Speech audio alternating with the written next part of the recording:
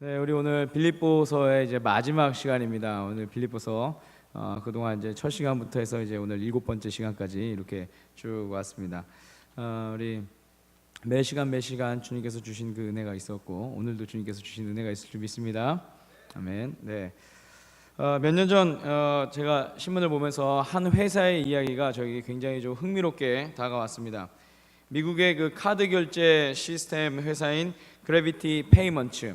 제가 정확하게는 사실 무슨 일을 하는 회사인지는 정확하게 모르겠습니다. 그냥 그 신문상에서의 하는 역할이 뭐 카드 결제 시스템 회사 이렇게 나와 있습니다. 그래서 뭐 어떤 시스템을 제공을 하는 것인지 잘 모르겠는데 어쨌든 그 그래비티 페이먼츠라고 하는 그런 회사가 당시 그 세간에 많은 관심을 얻게 되었고, 그리고 또 그것이 이제 또 이슈가 돼서, 그리고 그 매스컴에서도 관심을 갖게 되었습니다. 저도 이제 관심을 가졌는데요. 그 이유가 있습니다. 이들이 주목을 끌었던 그 이유 중에 하나는 뭐냐면, 모든 직원의 최저 연봉을 7만 달러, 한국 돈으로 환산을 하면 한 8천만 원, 연봉을 8천만 원을 보장하는 겁니다. 잘 들으세요. 평균 연봉이 아니라 최저 연봉입니다. 최저 연봉 8천만 원입니다. 그러니까 누구도 8천만 원 밑으로는 받지 않는 거예요. 물론 1년의 그 유예 기간을 거쳐서 이제 했다라고 하는데, 이 정책이 시효된 지 2년이 좀 넘었습니다. 2년 좀 넘었는데 회사는 이전보다 어려워지지 않았대요. 제가 얼마 전에 또 다시 한번 검색을 해봤더니 이전보다 어려워지지 않았고, 그리고 그 동안에 있었던 뭐 주주와의 그런 소송 문제나 이런 부분에서도 다 오히려 이 회사가 다 이기고 그렇게 했다라는 그런 이야기를 봤습니다. 실적도 굉장히 많이 올라갔다라고 합니다. 자, 그러면 이제 이 회사의 CEO가 좀 궁금하시죠? 이 회사의 CEO가 누구냐면 저였으면 좋겠지만 저는 아니고요. 댄 프라이스라고 하는 그런 사람입니다. 근데 이 댄 프라이스가 굉장히 젊은 사장인데 이런 결정을 한 이유가 있습니다. 한 직원과 이제 대화를 이제 하는데 그 직원이 사장에게 불만 섞인 목소리로 이렇게 이야기했다라고 합니다. 당신이 나를 착취하고 있다, 이렇게 이야기를 했답니다. 당신이 나를 착취하고 있다. 자, 그 이유는 아무리 열심히 해도 자신은 여전히 행복하게 살 만한 연봉을 받지 못하고 있다라고 느꼈기 때문입니다. 그리고 실제 그의 삶에 대해서 생각을 해보니까 그럴 수밖에 없는 그런 연봉이었다라는 것이죠. 그 말에 이 사장이 충격을 받습니다. 그리고 자신이 한 연봉 한 10억 정도를 받고 있었는데 그 연봉을 다 90%를 도리어 자기가 깎고, 그리고 남은 연봉들을 직원에게 다 나누는 그런 파격적인 결정을 했습니다. 그래서 최저 연봉 7만 달러를 이 회사 내에서 했습니다. 그것을 이제 발표하는 그 장면들이 이렇게 나왔어요. 우리 지금 그 회사 그 조회 시간 같은 때 이렇게 한 그 미팅 같은 데 이렇게 모여서 이제 발표를 딱 하는데 사람들이 막 박수치고 막 그렇습니다. 어떤 사람은 막 이제 울어요. 그러면서 이제 했던 그런 고백들이, 저는 이제 아이를 가질 수 있게 되었어요 하는 그런 이야기, 그리고 그동안 미뤄왔던 치과 치료를 받을 수 있게 되었어요 하는 그런 이야기들, 그런 이야기들이 이제 그 이야기들 가운데 있습니다. 자, 여러분 어떻습니까? 이런 회사 가면은 좋겠죠? 네, 격하게 공감을 하시네요. 제가 오히려 할렐루야 아멘 할 때보다 오히려 더 많은 공감드리는 것 같습니다. 네, 이런 회사 들어가면 참 행복할 것 같습니다. 그렇죠? 직원들이 행복하게 살 수 있는 그런 모든 경제적인 조건을 만들어주기 위해서 애쓰는 그런 회사, 그리고 그런 회사들이 있으면 참 좋겠어요. 여러분들이 다니는 회사도 그렇게 되길 주님의 이름으로 축원합니다. 네, 믿음이 없군요. 잘 돼서 그렇게 되어서 여러분이 있기 때문에 그 회사가 좀 잘 되겠죠, 그죠? 아멘, 아멘. 네. 여러분, 근데 저는 이 회사 이야기를 보면서 이런 생각을 좀 해봤습니다. 주님을 따르는 길 가운데서도 그런 조건들이 있으면 얼마나 좋을까, 이런 생각입니다. 주님을 따르는 길 가운데서도 그런 조건들을 만날 수 있다면 좋겠죠, 그죠? 주님께서 이렇게 얘기하시는 거예요. 나를 따라오기만 해라. 그러면 내가 너와 내 가정의 모든 삶을 책임지고 그리고 이 땅에서 전혀 부족함 없이 살게 하겠다, 이렇게 하는 겁니다. 그러면은 아멘 하겠죠. 네. 그런데 오늘 우리 바울 사도의 그 고백 가운데서 그런 것들을 우리가 느낄 수 있습니다. 우리 함께 빌립보서 4장 13절의 말씀 우리 앞에 화면 보면서 읽겠습니다. 시작. 나에게 능력을 주시는 분 안에서 나는 모든 것을 할 수 있습니다. 아멘. 자, 아마도 이 말씀은 빌립보서에서 가장 유명한 말씀이자 기독교인들이 가장 좋아하는 말씀 중에 하나가 아닐까 생각을 합니다. 저는 고3 수험생 때 이 말씀을 책상 위에 딱 붙여놨습니다. 그래서 제가 노력하는 것보다 더 많은 것들을 주실 수 있는 분, 그런 능력이 주님 앞에 있다라고 그렇게 막 하면서 이렇게 갔습니다.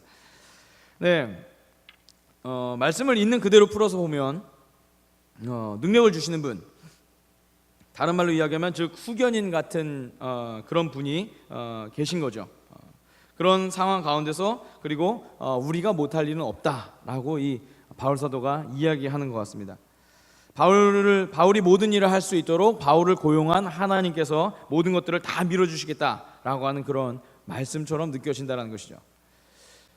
물론 이 말씀은 100% 사실이었습니다. 100% 사실이었습니다.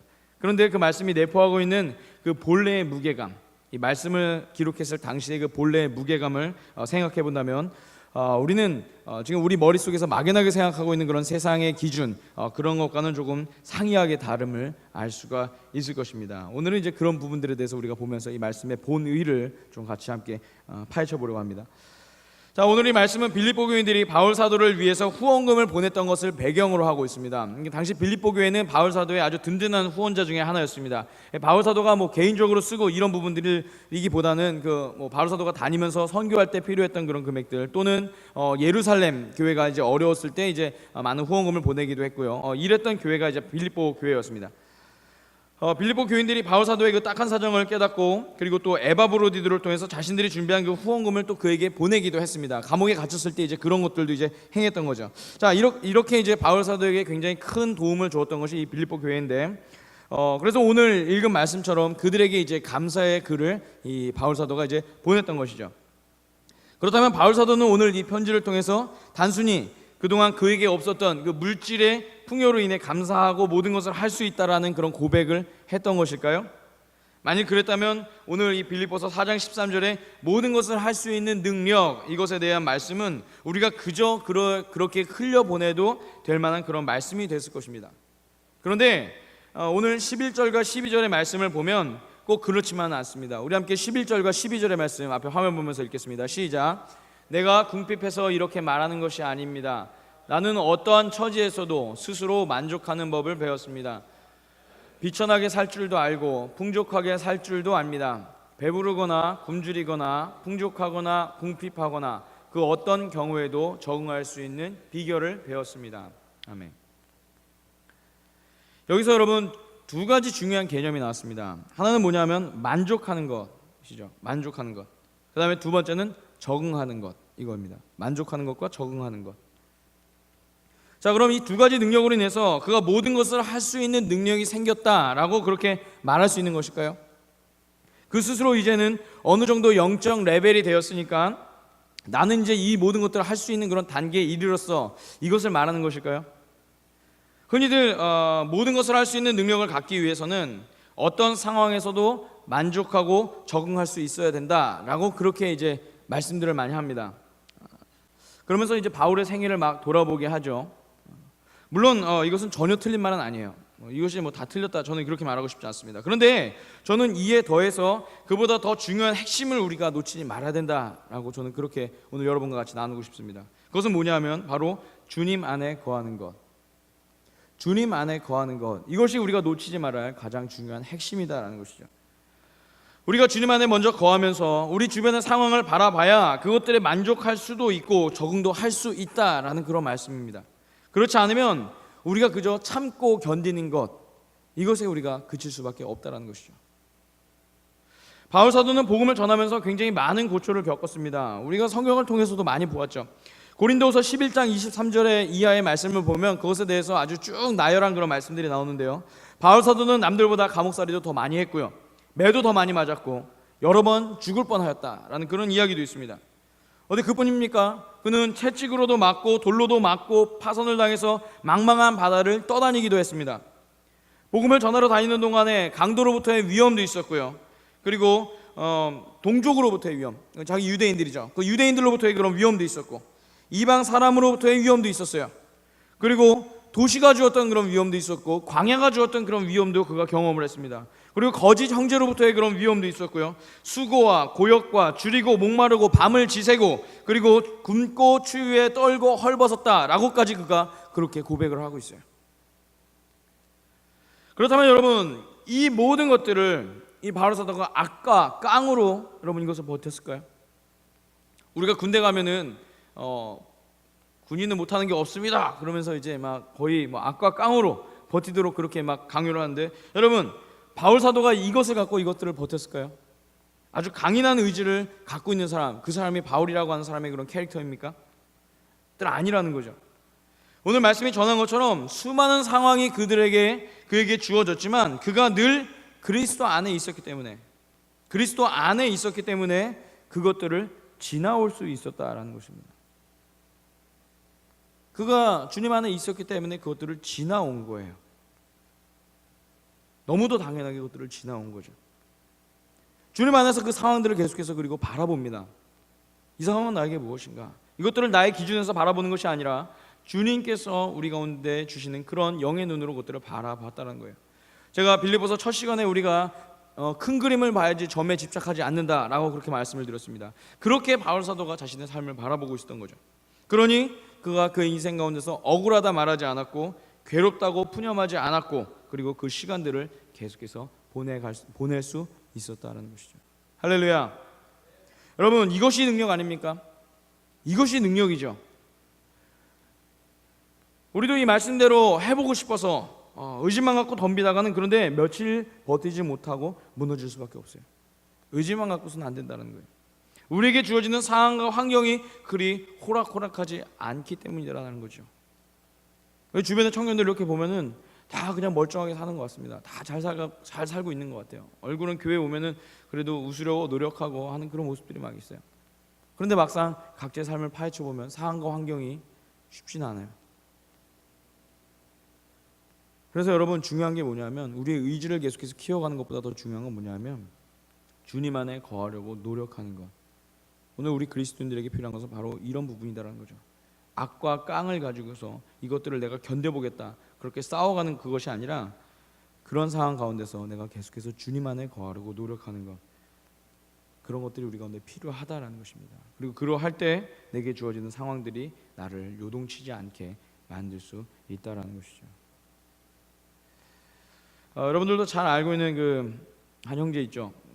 닉 부이치치라고 하는 그런 형제 있습니다. 그 형제가 책을 이제 새로 썼어요. 2013년인가 2014년인가 이제 책을 새로 썼습니다. 그 플라잉이라는 그런 책입니다. 그 플라잉이라는 그 책을 보면 그의 고백도 그와 같습니다. 우리가 다 알고 있는 것처럼 이 닉 부이치치라고 하는 이 형제는 이제 팔과 다리가 없는 그런 상태에서 이제 나왔습니다. 그런데 이제 하나님께서 사용하셔서 비교적 어린 나이임에도 불구하고 세계 곳곳을 다니면서 막 복음을 전하고 희망을 잃은 사람들에게 희망의 메시지를 전하고 그리고 그가 쓴 책이 막 베스트셀러에 오르는 듯 오르면서 막 이제 승승장구하면서 그렇게 살아가고 있죠. 아마 여러분들 중에서 아마 대부분 이 강연은 아마 한두 번은 보셨을 것입니다. 그런데 그런 과정 가운데서 그가 이제 사업을 이제 시작을 하게 됩니다. 이제 개인적인 비영리 단체도 만들기도 하고 또 사업을 시작하기도 합니다. 모든 것들이 가능한 그런 상태가 되었어요. 닉 부이치치라고 하는 이 브랜드, 그가 갖고 있는 그 맨파워, 이거 가지고서는 그가 이 세상 가운데서 모든 것을 할 수 있을 것만 같은 그런 상황이었죠. 닉 부이치치가 하면 모든 게 돼요. 닉 부이치치가 만들었어요. 그러면 그것들이 되는 거예요. 그래서 막 모든 것들이 막 다 되고 모든 것을 할 수 있는 능력이 그에게 막 있는 것 같았는데 그런데 어느 순간부터 그의 삶이 삐그덕거리기 시작합니다. 사업이 침체에 들어가기 시작했고요. 그리고 스스로의 부족함이 드러나면서 그의 마음마저도 내려앉기 시작합니다. 자신에게 어울리지 않다고 여겼던 우울증도 그에게 찾아왔다라고 그렇게 고백을 해요. 그런 상황 가운데서 남들에게 희망을 전하는 일들을 또 그가 계속해서 해야 됩니다. 약속이 잡혀있는 그 스케줄들, 그 강연 스케줄들을 그가 펑크낼 수는 없는 거죠. 그것마저 펑크내면 생계에도 문제가 될 뿐더러 자신이 그거라도 해야지 삶의 목적이 있다라고 그가 느꼈기 때문에. 그래서 어쩔 수 없이 굉장히 마음은 지쳐 있는데 무대 위에 올라가서는 희망을 가지세요라고 막 그렇게 이야기를 하면서 사람들에게 막 이야기를 했다 그래요. 마음이 얼마나 힘들까요? 굉장히 힘들겠죠. 우리도 마음 힘들 때 친구 만나기조차도 힘든데 많은 사람들 앞에서 수백 명, 수천 명 있는 사람 앞에서 올라갔고 때로는 어떤 퍼포먼스를 보여주기도 하고 막 그러면서 막 해야 되는 그런 상황. 이런 상황이 그를 이제 더욱 힘들게 했다는 것입니다. 본인은 이미 절망 한가운데 딱 있는데 다른 이들에게 막 희망을 가져라 막 이렇게 말하는 그런 상황. 그런데 어느 날 모든 것들이 힘들어서 더 이상 정말 이제는 일어서고 싶지 않다라고 그렇게 말할 때 그가 한 가지를 깨닫습니다. 그것은 뭐냐 하면 그가 주님 안에 있지 않았구나라는 것들을 깨닫게 됩니다. 내가 지금 주님 안에 있지 않았구나. 그것이 문제였음을 그가 깨달은 것이죠. 사실 여러분 그의 삶을 이렇게 쭉 돌아보면요, 정상인도 이뤄낼 수 없을 정도로 멋진 삶을 이뤄냈습니다. 그리고 그 시간 속에서 그의 안에 주님이 함께하고 계시고 주님께서 자신을 사용하기 위해서 그런 팔과 다리가 없는 모습으로 태어나게 하셨다라는 그런 고백도 그에게 있었죠.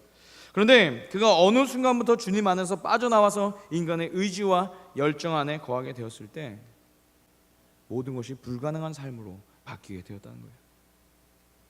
모든 것이 가능할 것만 같았던 그의 인생이 주님 앞에서 빠져나왔을 때 모든 것이 불가능한 그의 인생으로 바뀌었다는 거죠. 사랑하는 여러분, 지금도 많은 그리스도인들이 빌립보서 4장 13절의 그 말씀을 붙잡고서 모든 것을 할 수 있는 그런 힘을 갈구하면서 막 달려갑니다. 사실 우리도 그런 적 있지 않습니까? 일시적으로 막 의지를 태우고 열정을 불태우면 아무리 어려운 상황도 막 바뀌어 나가는 것처럼 막 그렇게 느껴질 때가 있죠. 그런데 여러분 그것이 지속적으로 되기 위해서는 오늘 우리가 주님 안에 거하는 삶을 계속해서 점검하고 그리고 그 안에 거하도록 애를 써야 한다는 것입니다. 할렐루야. 여러분 바울 사도가 상황과 환경의 지배를 받지 않을 수 있었던 그런 이유, 그 이유는 오직 하나, 그가 늘 주님 안에 거하는 삶을 살려고 노력했기 때문입니다. 그러니 이 빌립보 깊은 감옥과 같은 그런 상황에서도 찬양과 감사를 드릴 수가 있었고, 로마로 호송되어가는 과정 가운데서 풍랑을 만났어도 그가 많은 사람들 앞에서 희망을 다시 말할 수 있었고, 그리고 주님의 말씀을 통해서 산 소망을 계속해서 증거할 수 있었던 것이죠. 그가 주님 안에 있으니 육신의 묶임도 그를 묶을 수가 없고 바다의 거센 풍랑도 그를 삼킬 수가 없었다라는 것입니다. 우리가 잘 아는 말 중에 이런 말이 있습니다. 아는 것이 힘이다 라는 그런 말이 있습니다. 아마 다 들어보셨을 것입니다. 아는 것이 힘이다. 그 농업혁명과 그리고 이제 산업혁명 시기를 이제 지나서 이제 오늘날은 이제 정보의 혁명 이렇게 이야기를 하죠. 정보의 혁명 시대 이후를 살아가는 우리들에게 있어서 지식이랑 정보 이거야말로 이제 굉장히 이제 필수 불가결한 그런 힘이 되었습니다. 옛날엔 노하우가 이제 중요했었는데 요즘엔 know where 이게 중요하다라고 이야기를 하더라고요. 어디에서 정보를 얻을 수 있는가 이거를 찾아야 하는 게 굉장히 능력이다라고 하는데 그런데 여러분 신앙도 그럴까요? 신앙은 그것과는 조금 다릅니다. 아니 많이 다릅니다. 만약 여러분 신앙이 아는 것만으로 힘이 되었다라고 한다면 우리가 성경 속에서 만나던 그 예수님 당시 그 율법학자들 그리고 바리새인들 이 사람들을 당해낼 사람은 아마 없었을 거예요. 신앙이 아는 것이 힘이다라고 그렇게 정의를 내렸다면 아마 율법학자들과 바리새인들이 아마 최고로 쳤을 겁니다. 그런데 주목해야 될 것은 뭐냐면 그들의 지식이 결코 예수 그리스도 앞에서 능력으로 나타나지 않았다라고 하는 그런 사실입니다. 그들이 알고 있는 것, 그들이 많이 알고 있는 것이 결코 사람들 앞에 그리고 하나님 앞에 능력으로 나타나지 않았다는 거예요.